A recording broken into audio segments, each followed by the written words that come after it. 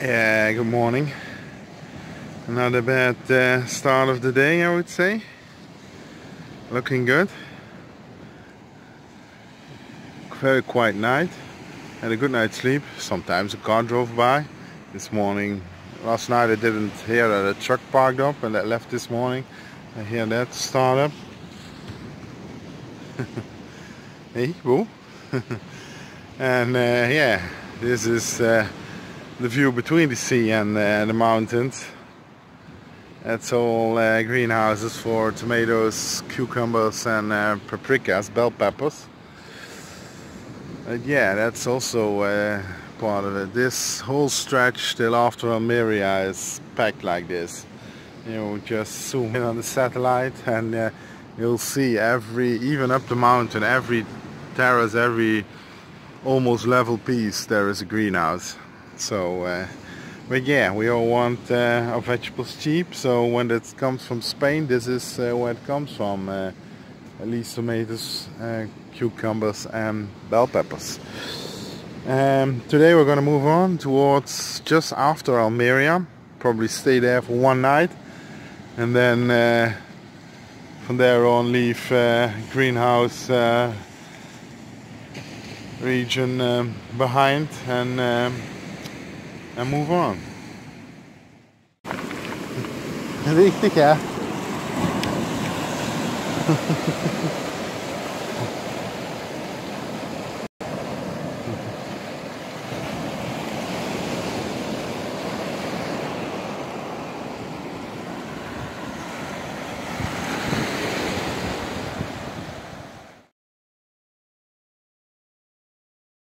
Yeah,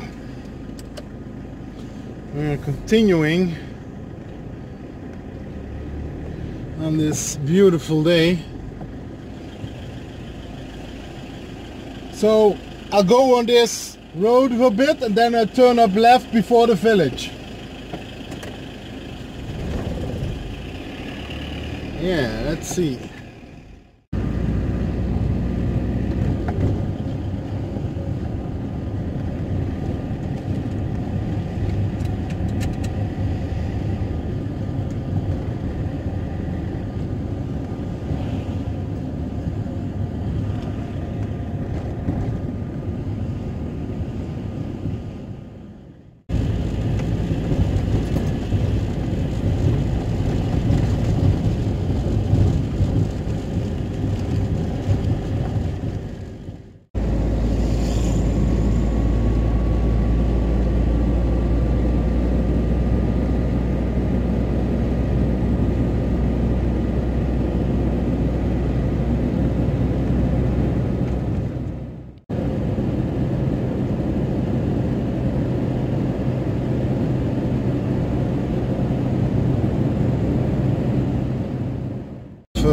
This stretch along the coast. Yeah, very, very beautiful.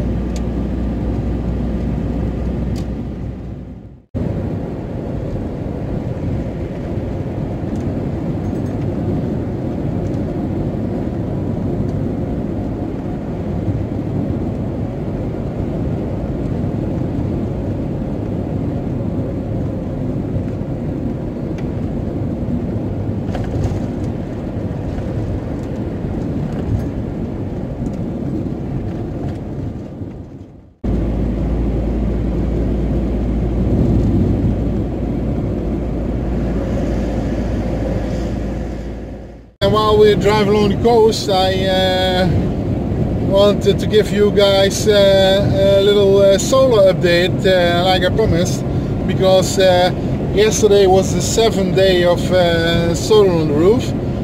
So yeah, so let's chat a bit about how that was. I must say I'm very, very content with this. I'm very pleased. It brings in a lot. The lowest day, that was the half day of rain in Cordoba, when we had rain till up about 1 o'clock and then reasonably cloudy a few hours before the sun came out, and that was the lowest yeah, what the system brought in, and that was still 460 watt hours. And yeah, still enough to get everything charged and get my batteries completely full, and yeah, so I'm very pleased about that. And the top day was the day before yesterday, where we that was the last day in Almeria, no, in sorry, in Malaga. And then the system brought in 930 or 60, I'm not sure, I could check, but let's say 930 watt hours. And yeah, that's, yeah, I cannot use that, so it's way more than my system can. I've got 210 or 220 amp hour battery, house battery, and yeah, when it's full, it's full. When it's completely full and nothing's using, the solar panel gets switched off by the controller, so it brings, even in the full sun, it brings in 0 watts. So it might even be more that I could bring in on a day like that, but yeah, I don't know, because if it's full, it's full. My inverter takes power all the time, but yeah, it's so little that when the sun is out, it's, yeah, it's very efficient inverter. It's I believe 93 or 94% efficiency, so yeah, it doesn't really use much when it's just on. But my fridge kicks in like 2 to 3 times an hour. When it's the temperatures are higher, then it might kick in 3 times an hour. When it's a bit colder, it might do like 2 times an hour. But yeah, so the system doesn't keep the long on 0 watts. So because when the fridge kicks in, it goes to absorption or float again. So it's probably in float when it does the 0 watts, and just raises it a little bit if it's like the inverter uses a bit. But yeah, but that day at the 930 watt hour, I yeah, topped everything up, and even before noon everything was full. The system was on float, and we hooked up Julian Richard's Goal Zero. That was almost empty, so charged that up. And even before we went out for a walk, that was completely charged. So yeah, that like on 230, so on a power hookup, the Goal Zero takes a maximum of 70 watts, so it did that on the inverter too.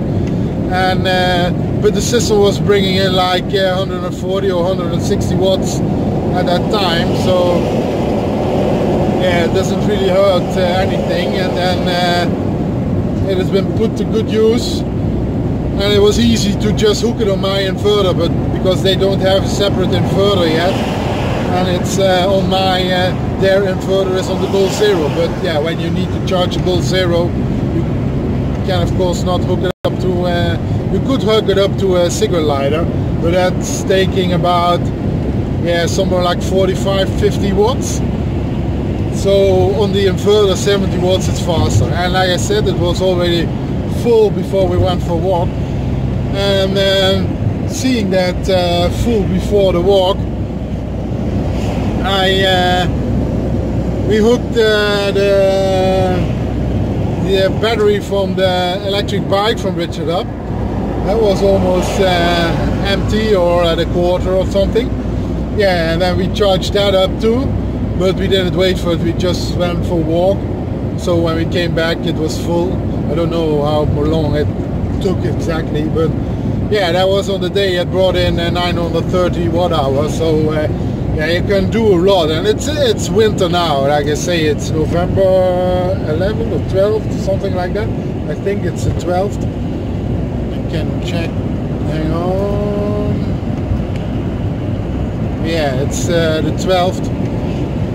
So days are reasonably short. It's about 10 hours, 15 minutes, 20 minutes, something like that, daylight. But like this morning, it was 10 minutes before sunrise, and I woke up and I checked the system on the app, and it was already charging. So even before sunrise, the system was charging. So yeah, I'm very, very pleased with this panel charge controller combination, and yeah, so yeah, very happy. And but yeah, like with the sunny days, you could say you don't really need a big panel like this. This is 330 watts. That's on the roof, but it isn't about the sunny days, because with the sunny days you could probably do everything with a 100-watt panel too. But it is for the few days when you get like 3 days in a row with bad weather. It probably won't be a problem here when I'm in Spain, but when I'm back in the Netherlands in December, I'm very curious to see how the system does that. Because yeah, that's why I wanted the big panel. So even if, like in the Netherlands, I got 3 or 4 days of bad weather, then I could top up my batteries without having to move or having to start the engine and let it run for half an hour or anything like that. So let's see how that works. Also, the charge controller, it's a Victron Smart Solar 130, so it is a 30 amp charge controller. My batteries, like I said, are 210, 220, so that's also why I wanted a 30 amp charge controller. Same as my power hookup for the landline, also 30 amp Victron. And it's a smart charger, so it's useful kind of algorithms to get the best charging and battery life and stuff like that. And I already noticed since the solar panel, the capacity of my battery, my house battery, increased. In the morning it used to be like 12.2 when I just charged it while driving, and now it's in the morning it's not below 12.4. So yeah, it makes a difference. Topping it up at the right way and keeping it completely charged throughout the day, putting it on float and just dripping in what's off, and every week it does some, yeah, how do they call it, yeah, getting the battery depleted a bit and charge it fast or slow or whatever it needs. So yeah, that's very nice. And it also learns it learns from how many hours of solar there are, how fast the battery gets charged, how fast it gets the load in during a day and stuff like that. So yeah, I'm very, very happy with that system. So yeah, I don't know, is there anything else I need to tell? Yeah, so the lowest day was like 460 watt hours. Yesterday was a cloudy day, was no rain but cloudy all through the day. It was like 470 watt hours, and the rest was, I believe the lowest was 580, the rest was all in the 700s, and the one day like 930. So yeah, very, very happy. So if you've got any additional questions, just put them in the comments and I'll answer them. And yeah, good decision getting that solar panel. Almeria, but before we go off the highway to fill up the LPG, GPL, however you want to call it, for Richard and Julie, because for cooking and like the fridge and stuff. So there should be Repsol, mostly Repsol here in Spain that have LPG or GPL. And sometimes BP, British Petroleum. So yeah, let's see, almost there. Our Repsol gas station, filled up water, cleaned my solar panels as good as it could. Now we're continuing.